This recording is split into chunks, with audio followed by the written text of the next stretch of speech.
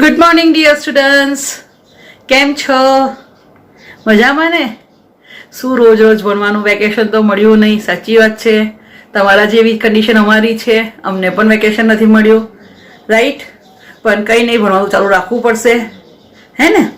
તો આપણે લાસ્ટ લેક્ચરમાં ન્યુક્લિક એસિડ સ્ટાર્ટ કર્યું હતું. ન્યુક્લિક એસિડ મેં તમને સમજાવ્યું હતું, એનો બંધારણીય એકમ કોણ છે? ન્યુક્લિયોટાઇડ. ન્યુક્લિયોટાઇડની રચના તમને સમજાવી હતી કે એની રચનામાં મુખ્યત્વે 3 વસ્તુ હોય: પેન્ટોઝ શર્કરા, નાઇટ્રોજન બેઝ અને ફોસ્ફોરિક એસિડ. એમાં પણ આપણે જોયું હતું પેન્ટોઝ શર્કરા. પેન્ટોઝ શર્કરા જ્યારે ડીએનએ ની વાત કરીએ તો કઈ શર્કરા હોય? Deoxy ribose. અને આરએનએ ની વાત કરીએ તો કઈ શર્કરા હોય? રિબોઝ. જે તમે જાણો છો, રાઈટ? ત્યાર પછી સેકન્ડ આપણે જોયું હતું નાઇટ્રોજન બેઝ, કે જે ચક્રીય રચના હોય છે. નાઇટ્રોજન બેઝ 2 પ્રકારે, પિરિમિડિન અથવા પ્યુરિન.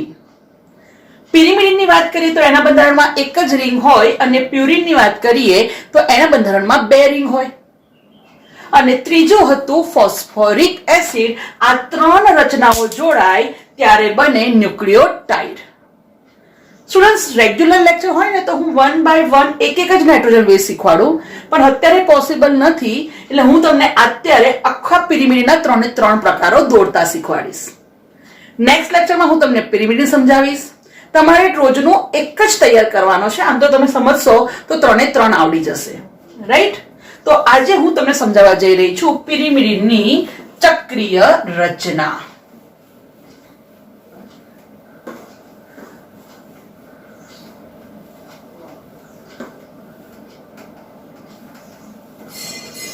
તો સૌથી પહેલા તો તમે બેઝિકલી પિરિમિડિનની રચના દોરતા શીખો. તો જેવી તમે બેન્ઝીન રિંગ કેમિસ્ટ્રીમાં દોરો છો ને, સેમ બેન્ઝીન રિંગ જ દોરવાની છે.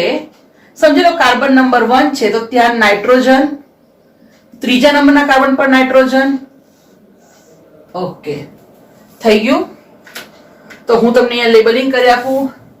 નંબર 1, 2, 3, 4, 5 અને 6. બેન્ઝીનની રિંગ દોરી. પહેલા અને ત્રીજા નંબર પર નાઇટ્રોજન. ઓકે, તમે જોઈ ગયા છો કે જ્યારે બેન્ઝીનમાં કંઈ જ ના હોય તો ખબર છે ને ત્યાં શું હોય? Carbon, right? ત્યાં શું હોય? Carbon, right? તો અહીંયા પહેલા અને ત્રીજા કાર્બન પર નાઇટ્રોજન. પહેલાને છોડી દો તો બીજા ને ત્રીજા વચ્ચે દ્વિબંધ, આને છોડી દો તો પાંચમા, અને આને છોડી દો તો આ. એટલે પહેલા નંબરથી છોડીને ઓલ્ટરનેટ્સ દ્વિબંધ. આ બિલકુલ બેઝિક રચના પિરિમિડિન. આ રચના આવડશે ને તો આગળની બધી જ રચના આવડશે, એ મારી ગેરંટી. ઓકે, હવે પિરિમિડિનની જે રચના છે એના પરથી હું તમને હવે શીખવાડું છું કોની રચના? યુરેસિલ. યુરેસિલ. ચલો, હું એવું કહું છું કે પિરિમિડિનની જે રચના છે એમાં 2,6 ડાઇઓક્સી પિરિમિડિન. 2,6 ડાઇઓક્સી પિરિમિડિન દોરો તો એ થાય રચના યુરેસિલ. ચલો, પહેલા તો આપણે પિરિમિડિન દોરી દઈએ સિમ્પલી.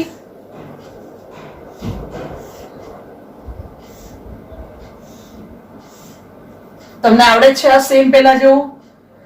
પહેલો, બીજો, ત્રીજો, 4, 5, 6. પહેલાને છોડો, બીજા ત્રીજા વચ્ચે દ્વિબંધ, ચોથા પાંચમા વચ્ચે, અને પહેલાને છઠ્ઠા વચ્ચે, રાઈટ? ચલો, હવે શું કીધું? 2,6 ડાઇઓક્સી, મતલબ બીજા અને છઠ્ઠા પર ડબલ બોન્ડ O. દોરી દીધો. સ્ટ્રક્ચર પૂરું નથી થતું, કારણ કે આપણે હજુ એની સંયોજકતા જોવી પડશે. શું ધ્યાન રાખશો? તો કાર્બનની સંયોજકતા કેટલી? 4. અને નાઇટ્રોજનની સંયોજકતા કેટલી? 3. કાર્બનની કેટલી? 4 અને નાઇટ્રોજનની 3. મતલબ એક કાર્બન પરમાણુ બીજા 4 સાથે જોડાઈ શકે અને એક નાઇટ્રોજન બીજા કેટલા સાથે જોડાઈ શકે? 3 પરમાણુ સાથે જોડાઈ શકે. ચલો આપણે પહેલા નંબરથી સ્ટાર્ટ કરીએ કે આ રચના ઓકે છે કે નહીં અને એની સંયોજકતા પૂરી છે કે નહીં એ. ચલો આ નાઇટ્રોજન. અને ચાલો છઠ્ઠા નંબરથી સ્ટાર્ટ કરીએ કારણ કે અહીંયા આપણને ભૂલ દેખાય જ છે. 1 2 3 4 5 પાંચ સંયોજકતા આ કાર્બનની હોઈ શકે ના. તો એ સંયોજકતાને બેલેન્સ કરવા માટે હું શું કરું છું? જુઓ, આ દ્વિબંધને દૂર કરી રહી છું. હવે આ કાર્બનની સંયોજકતા જુઓ 1 2 3 4. Okay, done. ચલો આ નાઇટ્રોજન 1 2 3 જોઈએ, એક ખૂટે છે, ઉમેરી દો H. ડન. ચલો આ કાર્બન 1 2 3 4 અને અહીંયા દ્વિબંધ છે 5. રો ખોટી વસ્તુ, કાર્બનની સંયોજકતા તો 4 જ છે. તો જો હું શું કરું છું?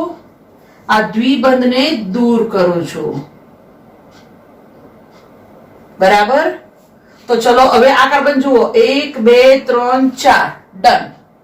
ચલો નાઇટ્રોજન 1 2 ભૂલ પડી, કેમ? એક ખૂટે છે, ઉમેરી દો H. ચલો આ કાર્બન 1 2 3 ભૂલ પડી, 4 પૂરી નથી, નો પ્રોબ્લેમ, H. જો અહીંયા દ્વિબંધ નહીં કરાય, બરાબર, નહીતર આગળ તકલીફ પડશે. ચલો આ કાર્બન 1 2 3 4. આ કાર્બન 1 2 3 4. કોઈને એવું થાય કે મેડમ અહીંયા દ્વિબંધ કરો, તો જો અહીંયા દ્વિબંધ કરો તો અહીંયા 5 થઈ જાય, બરાબર.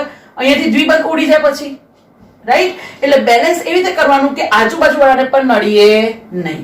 જોયું, બધાની સંયોજકતા પૂરી. જો છઠ્ઠો કાર્બન 1 2 3 4. નાઇટ્રોજન 1 2 3. ત્રીજા નંબરનો કાર્બન 1 2 અને ઓક્સિજન વાળા 2 4. આ નાઇટ્રોજન 1 2 3. ડન. આ કાર્બન 1 2 3 4. બરાબર ને, દ્વિબંધ છે. આ કાર્બન એને પણ 1 2 3 4. ડન. તો સૌથી પહેલા બધાની સંયોજકતા પરફેક્ટલી જોવાની. તો 2,6 ડાયઓક્સીપિરિમિડિન કોનું બંધારણ થયું? યુરેસિલ. આવડી ગયું? ઓકે. ચલો એવું જ બીજું 5 મિથાઇલ યુરેસિલ. 5 મિથાઇલ યુરેસિલ દોરીશ ને તો એ બંધારણ થશે થાઇમીન. થાઇમીન કોનું બંધારણ થશે? Thiamine, right. તો આ સેમ બંધારણ દોરી દઈએ. પહેલા પર નાઇટ્રોજન, ત્રીજા પર નાઇટ્રોજન, બરાબર. હવે આ તો બેઠું જ લખવાનું છે, યુરેસિલ એટલે H, ડબલ બોન્ડ O, બીજા પર ડબલ બોન્ડ O, અહીંયા H, અહીંયા ડબલ બોન્ડ જોઈ છે, કોઈ જગ્યાએ ડબલ બોન્ડ નથી, રાઈટ. અને શું કરવાનું હતું? જસ્ટ 5મા નંબર પર CH3. Okay, very simple. કેમ? કોઈ જ બેલેન્સ કરવું જ નહીં પડે, આ તો બધું બેલેન્સ જ છે. અને આ કાર્બન પણ 1 2 3 4. ડન. આ કાર્બન, આ એક છે બંધ અને 3 હાઇડ્રોજન, 3 વત્તા 1 4. હા, સૌથી મસ્ત સ્ટ્રક્ચર કોનું? થાઇમીન. પણ એ મસ્ત ક્યારે બન્યું? જ્યારે યુરેસિલનું સ્ટ્રક્ચર આવડે તો, બરાબર. તો 2,6 ડાયઓક્સીપિરિમિડિન એટલે કોનું બંધારણ? યુરેસિલ. યુરેસિલના બંધારણમાં 5મા નંબર પર મિથાઇલ એડ કરી લો તો કોનું થઈ જાય બંધારણ? થાઇમીન. આવડશે ને? પાક્કું ને? શ્યોર? સંયોજકતા કાઉન્ટ કરવાની ભૂલ નહીં થાય ને, રાઈટ. થોડુંક એડજસ્ટ કરવું પડે, પણ ધ્યાન શું રાખવાનું કે એકનું સેટ કરો તો એના આજુબાજુ વાળા બંનેના સેટ થવા જ જોઈએ. અને એમાં પણ જો કાર્બન હોય તો એની સંયોજકતા 4 પૂરી થવી જોઈએ, અને જો નાઇટ્રોજન હોય તો એની સંયોજકતા 3 પૂરી થવી જ જોઈએ, બરાબર. ચલો હવે શું રહ્યું? સાઇટોસિન. ચલો આ હું તમને હિન્ટ આપું છું. 2-oxy-6-amino pyrimidine. 2-oxy-6 amino pyrimidine એટલે કોની રચના થશે? બોલો, સાઇટોસિન. That is C. ચલો પહેલા તો હું શું દોરીશ? Correct, pyrimidine. ઠીક છે, થોડું મોટું દોરે, તમને ખ્યાલ આવે. નાઇટ્રોજન પહેલા અને ત્રીજા પર 1 2 3 4 5 6 બરાબર. આપણા પ્રમાણે બંધ દોરી દો. તો મેં તમને જે પહેલા પિરિમિડિનનું શીખવાડ્યું બંધારણ, પહેલા સિમ્પલી એ દોરી દો. રાઈટ. હવે શું કહે છે દોર્યા પછી? 2 ઓક્સી 6 અમીનો. 2 ઓક્સી 6 એમિનો NH2 બરાબર. ચલો સંયોજકતા ચેક કરીશું. ચલો આ કાર્બન 1 2 3 4, અરે વાહ, જોરદાર. નાઇટ્રોજન 1 અને 2 હાઇડ્રોજન, ડન. આ નાઇટ્રોજન 1 2 3, ડન. આ કાર્બન 1 2 3 4, ભૂલ પડી ગઈ. 5 5 થઈ ગયા. 1 2 3 4 અને 5. 5 ના હોય એટલે શું કરવું પડશે? જુઓ, આ બંધ દૂર કરવો પડશે. પણ મેડમ નાઇટ્રોજન નું શું? હા, આની ભૂલ પડી 1 2, તો કઈ નહીં, એનું સોલ્યુશન છે ને, હાઇડ્રોજન ઉમેરી દો. નાઇટ્રોજનની સંયોજકતા પૂરી થઈ ગઈ ને 3. ચલો આ કાર્બન 1 2 3, એક ખૂટે છે H. સેમ આ કાર્બન, આ બંધ છે બરાબર. 1 2 3, એક ખૂટે છે, લખી દો કાર્બન સાથે હાઇડ્રોજન. ક્લિયર? તો આ થઈ રચના કોની? પ્યુરિન. નો પિરિમિડિન. બરાબર ને? તો એક ચક્રીય રચના કોની વાત છે? પિરિમિડિન. ખ્યાલ રહેશે ને? બરાબર, ભૂલ નહીં થાય ને?